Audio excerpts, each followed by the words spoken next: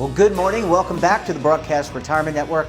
I'm Jeff Snyder. This is BRN AM for Thursday, June 3rd, 2021. And our top story today, sustainability chiefs are in the spotlight. Well, joining me now to discuss this and a lot more is Bob Colley. He's a principal and founder of Colley ESG. Bob, so great to see you. Thanks so much for joining us on the program this morning. It's a pleasure, as always. Yeah, when I think of ESG, I think of one of the key people I think about is Bob Colley. You obviously have a lot of expertise in this area. Bob, I want to talk about chief sustainability officers because 31 public companies hired these CSOs in 2020. First, what is a chief sustainability officer and what do we need to know about he or she? Well, a lot of this is to do with how do you make all this stuff real? How a company can make a commitment, and we're seeing lots of commitments, whether it's an environmental commitment or on any of the other dimensions that people are looking at now, diversity, social justice, you pick it. But as companies become more interested in sustainability, as companies recognize we're trying to make money, but that's not all we're trying to do. We also have a role to play in society. Well, how do you get them to play up to that role? And so a corporation has to decide what do we need to do internally in order to make this actually a reality.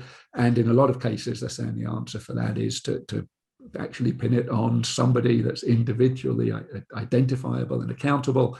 Let's make that person kind of the linchpin. So what you can't do is set up a department over here on the side that says we're going to try to be sustainable without really impacting the main operations of the company. That doesn't cut it. But sometimes it's very helpful to have an individual that you can point to and say, here's the person that we know is accountable for actually delivering on these promises that the companies are increasingly making. And I kind of liken this to the movement for chief diversity officers. I don't know if you recall those positions. I think over the last several years, we've seen an increase in people being, staffing those positions as well to drive diversity, to drive inclusion and other reforms within a company. What does this CSO position really signal to you as a professional person who is an expert in ESG and evaluating, working with clients, evaluating prospective investments and helping clients really walk through this governance process? It's part of a bigger picture where for a company to really change and evolve into what we want the company of the future, which is greener, more sustainable, less polluting, more inclusive, all those good things that we want society to be. How do we make that transition? And it's not the question of one step is going to do everything. A chief sustainability officer in and of itself isn't going to cut it, but as part of a bigger program of change, it can be very effective. So the same with, you put somebody in place as a chief diversity officer, that doesn't magically transform a company into something that's more inclusive and more productive, but it's part of getting there. So each of these changes is just signaling how seriously corporations now are taking their responsibilities and the opportunity of being a more forward-looking, more sustainable company. Because at the end of the day, this is good business practice. A company that isn't paying attention to sustainability increasingly is going to find itself hurting because the actions that it's taking might appear to make sense in terms of the short-term numbers, but if you're undermining your long-term business proposition, it's not helping. And increasingly, companies are recognizing that they want to be in this for the long term. They want their business models to last, not just for a few years where they make a quick buck. They actually want something that can persist for longer than that, and sustainability increasingly is seen as the key to that. So lots of things to be done, but the chief sustainability officer is really a signal of the seriousness that this is being taken with. And these individuals, they're at varying levels of the hierarchy. A lot of them are being included in the boardroom discussions. And, I look at, and maybe you can comment on this, or maybe you won't, but you look at what happened recently with Exxon and ExxonMobil. I think there were some activist shareholders involved, and some seats got changed. And so there's definitely a focus, to your point, there's definitely a focus on some level of activism and sustainability, clearly as it relates to Exxon. But these individuals, depending on where they are sitting in the hierarchy, they can be effective or maybe more or less effective. Yeah, absolutely. And again, it is absolutely possible, and I don't know if this is true of any companies, but it's absolutely possible for a CEO to decide, I'm going to appoint a chief sustainability officer just to get everyone off my back, and not really believe in it. It's pure window dressing.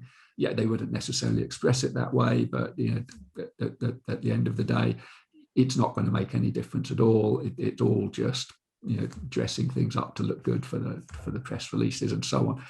Yeah, that's one end of the spectrum, and it's perfectly possible. And in that context, I don't care whether that individual is on the board or is in some tiny little desk over in the corner. They're not going to be effective. On the other hand, if there is a seriousness within the company, which begins at the top, but it needs to thread the whole way through. And something I would like to get onto in a moment is the importance of company culture around all of this, where that drive to change is genuine, where you have an authentic commitment to it, then there's much more chance to succeed. So yes, how much power this individual is given within the corporate hierarchy is maybe one indicator of how serious the company is, but sometimes the reality is a much softer thing to try to measure, and you can't necessarily just look at that as being the only measure of how seriously the role is being taken. And I have to think, I guess, last question for this segment, I have to think, the spotlight is on these individuals, right? Just like there was spotlight on the inclusion and diversity officers. That's got to be, that is, look, anytime the light is shined on you or shown on you, whatever the right word is. I was a good English major. I was good in English, but maybe I probably need a refresh. But anytime the light is on you, puts a lot of pressure. That you can feel that pressure externally from shareholders, from activist shareholders, from just the media, the press, but also internally. I think you have to have a steel will. Anytime you're driving change, Bob, you've got to be able to accept the negativity that comes with driving change. You always get the answer, Bob. This is the way we've always done things, right? How many times have you heard that? Yeah. I've heard that a gazillion times. This is the way we've always done things. You don't understand this company. Yeah. And so it is a position that's pointing in a lot of directions, and they have a responsibility to represent the company externally, and so they're looking outwards and trying to tell the story as effectively as possible. They also have a responsibility to recognize the desires of shareholders and others in terms of sustainability internally. So, naturally, some individuals are going to be more skillful at the external role. Others are going to be more naturally suited to driving internal change. But to be really good at a position like this, you have to be doing both of those at the same time, and you're building relationships. And sometimes it's about working together with people to be effective. Other times it's about being hard and really stating your case and standing your ground. And so it's like everything in business, it's a collection of skills, and sometimes you need to be a tough so-and-so, and other times it's all about being softly, and I think all of those skills are needed where you've got a complex area like this. Well, thanks, Bob. And when we come back, we'll talk more about some of the impediments to change. You're going to want to stay tuned right here on BRN AM.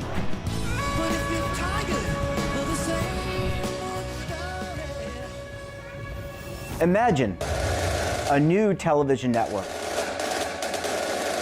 that will make you richer, healthier, and in control of your financial future.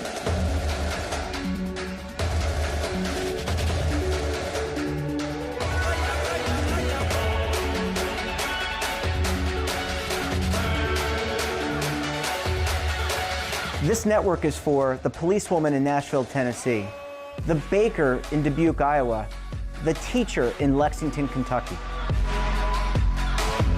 We want to make the idea of savings and retirement culturally relevant. But what do you see as a defining issue of the midterms?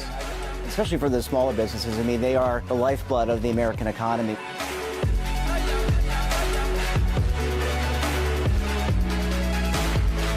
Featuring exclusive interviews, current affairs, and docuseries.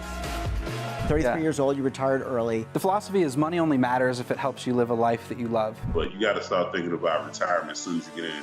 The Broadcast Retirement Network will drive very high engagement with premium partnerships.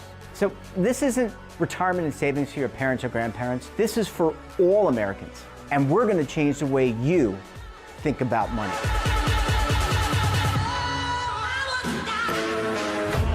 Welcome to the next frontier of retirement and savings. This is BRN, the Broadcast Retirement Network. Are you stuck with a low credit score? A credit report and score that's causing you to be denied credit or pay higher interest rates than others for the same things? Then do what Terrence did and call Credit Repaired for your free credit evaluation to help restore your credit. I started thinking about buying a new house, and my score wasn't where I needed it to be. I called and spoke with one of the representatives, and we just had a good conversation, and I liked what he was saying. Just one call for his free credit evaluation was all it took to start back on the track to repairing his credit. I'm seeing the deletions and I'm getting the report, so I know something's being done. It does make a difference to me. All it takes is one call to get started. Credit Repair has given me a second chance to have a better credit score. Don't let a low credit score hold you back another day. Do what Terrence did and make the call for your free credit evaluation. Call 800-819-4152. That's 800-819-4152. Again, 800-819-4152. Welcome back. We're talking to Bob Colley of Colley ESG. Bob, thanks so much for staying with us this morning. It's a pleasure. Yeah, and I'm really enjoying this conversation. And just like I enjoyed previous conversations about inclusion and diversity and driving change there. Bob, it's not enough. I don't get your opinion on this. In my opinion, not enough for just have one individual, and that individual is really matrixed throughout the organization to drive results. You really need to support this person, not only in your comments as a chief executive, as a management team, as shareholders, but support them with the resources internally to drive change. That's right. And you absolutely have to recognize the importance of, ultimately the CEO, but also the C-suite in general. The leadership of any organization is so important. Partly because it sets a strategy, but also because what it does is it sends signals and shapes the culture. And it does, it doesn't always shape the culture in the way that it thinks it's shaping the culture, because culture is very much a thing where people will follow what you do, not what you say. But I think that the importance of corporate culture is really being recognized increasingly by investors and other commentators. There was a little snippet I came across the other day which astonished me, a report which, if it's accurate, says that 90% of US stock market value is actually now associated with intangible assets. So things like intellectual property and technology and so on. So the tangible assets, the equipment, the factories, everything that we think of as assets of a company, that's now less than 10% of the value of US stock market. And 50 years ago, it was the other way around. It was 80% was tangible assets, 20% intangible assets. But when you come to a world in which you've got that business models where things are now so intangible and it's hard to lock down, and think of the big, the Apples, the Googles, and so on of this world, they don't have tangible assets, anything like the market value. So that the value of the corporation is very much tied up in what's the culture, how does it work? You can't put your hands on it and say this is what it's worth, which is why the importance of company culture is really being magnified and accentuated now. And to make changes, you have to establish a culture from top to bottom, which is genuinely aligned with whether it's sustainability, diversity, all of those things. You can't just dictate at the top, we're going to be more sustainable. It actually has to embed itself throughout the whole organization, and that takes time and it takes leadership. Bob, as someone who performs, you perform due diligence, you're also working with clients. Is it your understanding, or at least with some of these investment managers who are ESG focused, that they're actually having conversations with these sustainability officers to understand and the rest of the, that there's interaction here? Because we talked in the last segment about being available for press and media junkets, but also being available to shareholders and the public to say, hey, we're driving this and we're doing this, and being answerable to not only investors, but also potential investors. That's right. And so there are, it's very, very hard. As you know, investment managers, there's any number of different ways of doing it, lots of different ways of adding value. But one of the ways in which a number of asset managers are looking to add value is by engaging with corporations. And so you mentioned ExxonMobil. That was a reasonably extreme example. People came in from the outside and said, we're actually going to change the makeup of the board. This is an enormous thing. And historically, attempts to do that were simply not successful. The fact that in that case, people have been successful in saying, no, we actually want different directors on a huge oil company in order to drive a shift, that shows just how seriously big investment organizations are taking this stuff, and how far they'll go in order to be comforted that in order to protect their shareholders' assets, in order to do their job properly, if they don't think that a company is going far enough in terms of recognizing the changes that are coming, they'll step in and make moves. So it's not usually confrontational. That one turned into a management versus shareholders issue. Usually it's a much more productive and cooperative conversation, which is where something like a chief sustainability officer, it can kind of help out the investor relations department there and say, okay, how do we find a path that you regard as being appropriate and works for us as well. So yeah, far better if there can be a cooperative, a coordinated conversation, and that is something that goes on a lot. That the big money management organizations don't just sit back and wait and see what management do. They talk to management and they let their views be known. Bob, I guess last question here, and this kind of came out of the ether, so my apologies for hitting you with this. We're talking about the 31 largest or some of the biggest public companies that are hiring CSOs, Chief Sustainability Officers. But then I started thinking while you were chatting, I'm like, well, what about the small and mid cap size companies, right? And just based on my own experience, a lot of times smaller organizations don't have the resources to hire somebody directly or full time. Is there an opportunity here for the industry or maybe a firm like yours or others to, you've heard of the outsourced CIO, of course, because you're in the investment business, where you hire a firm to be an outsourced chief investment officer. Does that model, or could that model exist for these smaller institutions or smaller companies, public companies, to have an outsourced chief sustainability officer, the OCSO? That's a new idea to me. So this is very much just off. I just hit you with that. Reaction. We don't rehearse the questions beforehand, just for the audience. Go ahead, Bob. I'm sorry. This is maybe a better way to do it. My gut reaction is there are some elements of that role that yes, you could bring in, and there's a case for saying, well, let's bring in someone that lives this stuff and can do it as a specialist rather than having a corner of our own organization doing it. But I think that there's other aspects of the role in terms of really being embedded in the organization, representing the outside within the organization and driving change, which really have to be done from within the organization. And so where you have a smaller organization, as you say, you can't appoint, so, even though it's an important area, you can't necessarily appoint a full-time specialist, but it should be someone's responsibility. So somebody within the leadership of the organization would add that to their responsibilities. And again, you want it to be someone who's got the power to actually make it happen, and is authentically committed to making it happen. So as always, the larger you are, the more you can carve out these specialist roles for every function that you want to do. The smaller you get, the more you'll combine those roles into a number of those roles into one individual. And so I think that you're right, though, that some aspects of it may certainly look for outside help and specialist skill.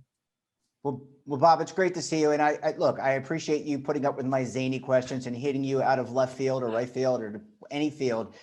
Really, you're always a good sport. Really appreciate you joining us this morning. And we look forward to having you back again very soon. I look forward to it as well. It's great talking to you. And that wraps up this episode of BRN AM. Have a topic of interest, someone you think we should talk to, then drop us a line. And don't forget, for all the information in retirement markets, technology, personal finance, so much more, all in one place, check out today's edition of our daily newsletter, The Morning Pulse. We're back again tomorrow for another fun, exciting, and educational edition of BRN AM. Until then, I'm Jeff Snyder. Stay safe, keep on saving, and don't forget, roll with the changes.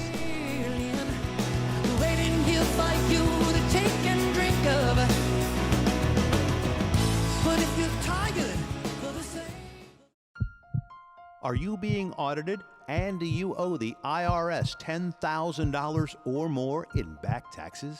Is the IRS threatening to take more of your money? Don't fight the IRS alone. The Tax Doctor is here to help you negotiate your tax bill and reduce your stress. The IRS can freeze your assets and seize your bank accounts, but you can stop these IRS actions. The Tax Doctor will work with you using our years of experience to represent your case to help you get the best resolution under the IRS guidelines. Help is here to deal with the IRS to reduce your stress.